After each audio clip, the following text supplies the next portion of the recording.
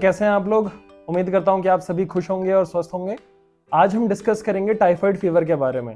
Typhoid, क्योंकि बारिश का मौसम आने वाला है तो टाइफाइड के केसेस ज़्यादा बढ़ने वाले हैं, तो इसके बारे में आज हम डिटेल से चर्चा करेंगे। टाइफाइड क्या होता है, टाइफाइड कैसे फैलता है, इसके सिम्टम्स क्या होते हैं, लक्षण क्या होते हैं, इसकी जांच किस तरह से की जा सकती है और इसका इलाज क्या है।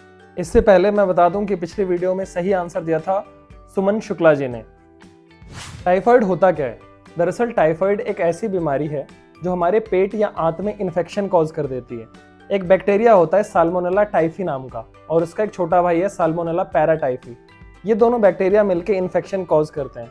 इसको समझने से पहले मैं आपको एक कहानी सुनाना चाहता हूँ कि ये किस तरह से फैला, इसकी शुरुआत कैसे हुई। तो 19वीं शताब्दी में ब्रिटेन में एक कुक थी जिनका नाम था मैरी मेलोन। वो अपना एक ढाबा चलाती थी और उनकी खासियत ये थी कि वो लैट्रिन या फिर टॉयलेट जाने के बाद अपना हाथ नहीं धोती थी, उसी गंदे हाथों से वो खाना बना देती थी। इस वजह से उनके जो भी ग्राहक वहाँ आते थे खाना खाने, वो धीरे धीरे करके बीमार पड़ने लगे। सैकड़ों की संख्या में लोग बीमार पड़ने लगे। तो जब ये ब्रिटेन की सरकार को पता चला कि एक आउटबर्स्ट हो गया है, एक आउटब्रेक हो गया है बीमारी का, बहुत सारे लोग बीमार हो रहे हैं, तो उन्होंने एक जांच की कमेटी गठित करी। उस कमेटी ने पाया कि वो सारे के सारे लोग एक ही जगह खाना खा रहे थे जहां से ये सारे बीमार हुए थे। जब जांच की गई, पाया गया तो पता चला कि जो मैरी मेलोन थी वो अपना हाथ नहीं धोती थी और ऐसे ही खाना बना देती थी। बाद में इन सारे लोगों की जब जांच की गई तो टाइफाइड नाम की बीमारी निकली इन सब में, और एक बैक्टीरिया पाया गया साल्मोनेला टाइफी। आगे चल के इन्हीं को, मैरी मेलोन को, नाम दे दिया गया टाइफाइड मैरी के नाम से, क्योंकि इन्हीं की वजह से टाइफाइड बीमारी फैली थी। तो टाइफाइड फैलता कैसे है? जैसा कि आपको इस कहानी से पता चल गया होगा कि ये बीमारी फैलती है फीको ओरल रूट से। फीको ओरल का मतलब होता है, फीको मतलब होता है लैट्रिन और ओरल मतलब होता है मुंह से जाने वाला खाना। तो ऐसी किसी भी खाने को खा के जो कि संक्रमित हो, गंदा खाना खाना या गंदा पानी पीने से, या फिर ऐसी किसी भी वस्तु को यूज करके जो कि संक्रमित हो चुकी हो। तो अब जानते हैं कि ये बैक्टीरिया किस तरह से असर करता है इंसान के शरीर में। ये बैक्टीरिया हमारे गंदे खाने या गंदे पानी के थ्रू हमारी बॉडी के अंदर पहुंच जाता है। बॉडी में पहुंचने के बाद ये हमारे पेट किससे होता हुआ ये हमारी आंतों में पहुंचता है। आंतों में ये एक जहर रिलीज करता है, एक टॉक्सिन रिलीज करता है जिसे कहा जाता है एंटेरोटॉक्सिन। ये टॉक्सिन हमारी आंतों को फाड़ देता है, उसमें छेद कर देता है, और उसके बाद से ये बैक्टीरिया आगे निकलना शुरू होता है और हमारे ब्लड में वहां से घुस जाता है। उसके बाद ये जो जहर है ये हमारे ब्लड में भी फैलना शुरू हो जाता है, बैक्टीरिया हमारे ब्लड में फैलना शुरू हो जाता है, जिसकी वजह से हमारी जो बॉडी है वो रिस्पॉन्स करना शुरू करती है और हमारी बॉडी अपना तापमान बढ़ाती है ताकि ये बैक्टीरिया मरे।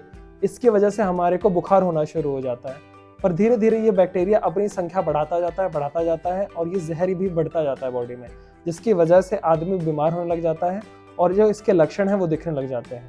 अब इसके लक्षण क्या क्या हैं? तो इस बीमारी में हमारा पेट खराब हो सकता है, हमारे को डायरिया हो सकता है, लूज मोशन हो सकते हैं, साथ में बुखार शुरू होता है। बुखार होता है स्टेप लैडर टाइप का, यानी कि पहले कम रहेगा फिर धीरे धीरे वो बढ़ता जाता है। हाई ग्रेड फीवर होता है, 102 103 डिग्री तक भी हो सकता है फीवर, इतना हाई ग्रेड फीवर रहता है। साथ ही में इस बीमारी में हमारी बॉडी में रैशेस भी देखने को मिलते हैं। वो रैशेस हमारे पेट पे भी हो सकते हैं या हमारे बॉडी में कहीं और भी प्रेजेंट हो सकते हैं। अगर किसी को रैशेस हो रहे हैं तो ये इस बात का सिम्टम हो सकता है, इस बात का साइन हो सकता है कि उसकी बॉडी में ब्लीडिंग हो सकता है, शुरू हो गई हो।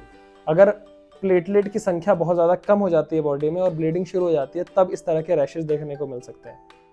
यहाँ तक कि पेशेंट को खांसी भी देखने को मिल सकती है, बहुत ज़्यादा कमजोरी देखने को मिलती है, सिर दर्द हो सकता है, कन्फ्यूजन हो सकता है आदमी को, यहाँ तक कि लैट्रिन के रास्ते से खून भी आ सकता है, बहुत ज़्यादा ठंड भी लग सकती है किसी भी व्यक्ति को। तो इसकी जाँच अब कैसे की जा सकती है? जांच करने के लिए सबसे पहले सीबीसी देखा जाएगा। सीबीसी में आपका WBC बढ़ा हुआ होगा, प्लेटलेट कम हो सकता है। उसके बाद ब्लड कल्चर किया जाएगा। ब्लड कल्चर में ये बैक्टीरिया जो है ये प्रेजेंट हो सकता है। स्टूल कल्चर किया जा सकता है। एलिसा टेस्ट कराया जा सकता है जिसमें एंटीजन और एंटीबॉडी देखा जा सकता है। एंटीबॉडी में अगर IgG और IgM देखा जा सकता है। अगर IgG है इसका मतलब है कि वो पहले हो चुका है इन्फेक्शन, और IgM है कि इसका अभी इन्फेक्शन चल रहा है कंटिन्यूसली। टाइफी डॉट टेस्ट हो सकता है। पहले हम एक विडाल टेस्ट भी करते थे, अभी भी भारत में कुछ जगहों पे विडाल टेस्ट किया जाता है क्योंकि वो सस्ता होता है, लेकिन उसका जो एफिकेसी है वो बहुत ज़्यादा नहीं है, यानी कि विडाल टेस्ट 100% एक्यूरेट नहीं होता है, लेकिन अभी भी काफ़ी जगह विडाल टेस्ट भी यूज़ किया जाता है। डेवलप्ड कंट्रीज़ में विडाल टेस्ट को बंद कर दिया गया है। अब बात करते हैं इसके ट्रीटमेंट की। तो ट्रीटमेंट के लिए जो सबसे पहले जो डायरिया हो रहा है उसको ठीक करने के लिए, या फिर उससे जो हमारी बॉडी को नुकसान हो रहा है उसको ठीक किया जाता है, तो हमारी बॉडी में फ्लूइड्स ज़्यादा दिए जाते हैं, ज़्यादा से ज़्यादा ओरली लिक्विड चीज़ दी जाती है, DNS सॉल्यूशन, RL सॉल्यूशन वगैरह लगाया जाता है ताकि जो बॉडी में डिहाइड्रेशन है वो ना हो, और जो भी डायरिया से जो भी मिनरल लॉस हुआ है वो सारा, या इलेक्ट्रोलाइट लॉस हुआ है वो सारा हमारे को वापस मिल जाए। तो इलेक्ट्रोलाइट थेरेपी दी जाती है, मिनरल बैलेंसिंग की जाती है, और साथ में बहुत ज़्यादा फ्लूइड्स को दिया जाता है बॉडी के अंदर। उसके बाद हम शुरू करते हैं सेकंड फेज, जिसको कहते हैं हम एंटीबायोटिक थेरेपी, जिसमें हम क्या करते हैं कि उस बैक्टीरिया को मारने पे फोकस करते हैं। बैक्टीरिया को मारने के लिए एंटीबायोटिक दी जाती है। एंटीबायोटिक कई तरह की दी जा सकती हैं।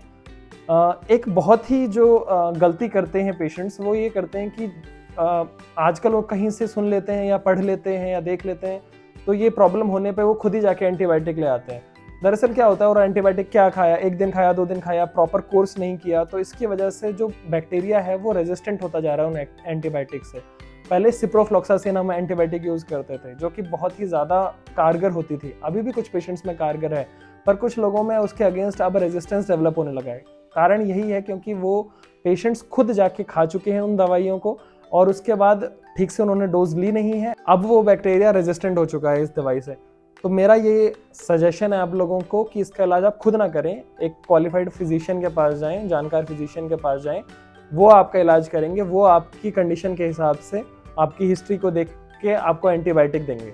ट्रीटमेंट जितना जल्दी से जल्दी हो उतना जल्दी लेना चाहिए, डिले नहीं करना चाहिए, वरना इसके कॉम्प्लिकेशंस हो सकते हैं। कॉम्प्लिकेशंस क्या हो सकते हैं कि इंटेस्टाइनल ब्लीडिंग हो सकती है, बहुत ज़्यादा हमारे पेट के अंदर ब्लीडिंग हो सकती है, पेरिटोनाइटिस हो सकता है, ये बैक्टीरिया फैल सकता है लीवर या किडनी में, तो उनका इन्फेक्शन हो सकता है, वो यहाँ तक कि वो फेल भी हो सकते हैं। तो इसका इलाज यानी कि ट्रीटमेंट आप जितना जल्दी से जल्दी हो सके करें, डिले ना करें इस चीज़ को। अब इससे बचाव या प्रिवेंशन की अगर बात की जाए, तो जैसा कि मैंने आपको बताया, ये फीको ओरल रूट के थ्रू फैलता है, तो आपको हाइजीन का बहुत ज़्यादा ख्याल रखना है, हमेशा अच्छे से साबुन से और पानी से हाथ धोना है कुछ भी खाना या पीने से पहले। साथ ही में जिस भी व्यक्ति को ये टाइफाइड का इन्फेक्शन हो रखा है, उसके यूज़ किए हुए टॉयलेट को अगर हो सकता है तो अवॉइड करें, उस टॉयलेट को आप यूज़ ना करें, उस कमोड को यूज़ ना करें। बट अगर आपकी मजबूरी है, घर में एक ही टॉयलेट है, तो उसको अच्छे से क्लीन, उस बंदे के यूज़ करने के बाद उसको अच्छे से क्लीन करने के बाद उसको यूज़ करें। दूसरी बात है कि इसके लिए वैक्सीन्स भी अवेलेबल है मार्केट में, तो आप टाइफाइड का वैक्सीन लगवा सकते हैं। जी हाँ, टाइफाइड की जो वैक्सीन है वो आपको काफ़ी प्रिवेंशन दे सकती है इससे, और 3 साल तक बचाव दे सकती है, काफ़ी इफ़ेक्टिव भी है। तो आप कभी भी अगर ट्रैवल करने जा रहे हैं किसी ऐसे इलाके में जहाँ पे टाइफाइड की बीमारी ज़्यादा है, या फिर आप खुद ऐसे किसी व्यक्ति के कॉन्टैक्ट में आ चुके हैं जिसको टाइफाइड है, तो आपको टाइफाइड का वैक्सीन ले लेना चाहिए। टाइफाइड का वैक्सीन सस्ता भी है और इफेक्टिव भी काफ़ी है, और 3 साल तक आपको प्रोटेक्शन देता है। अब आज का सवाल, आपको बताना है कि टाइफाइड मैरी के नाम से किसको जाना जाता था। इसका आंसर मैंने आपको वीडियो में दिया है, तो अगर आपने वीडियो ध्यान से सुनी है तो आप इसका आंसर कमेंट सेक्शन में अटैम्प्ट करिए। अगर आपको ये वीडियो पसंद आई है तो इसको अपने फ्रेंड्स के साथ शेयर करिए। अगर मेरा काम अच्छा लगा है तो वीडियो को लाइक करिए, चैनल पे नए हैं तो सब्सक्राइब करिए। मिलते हैं नेक्स्ट वीडियो में, तब तक के लिए अपना बहुत ज़्यादा ख्याल रखिए।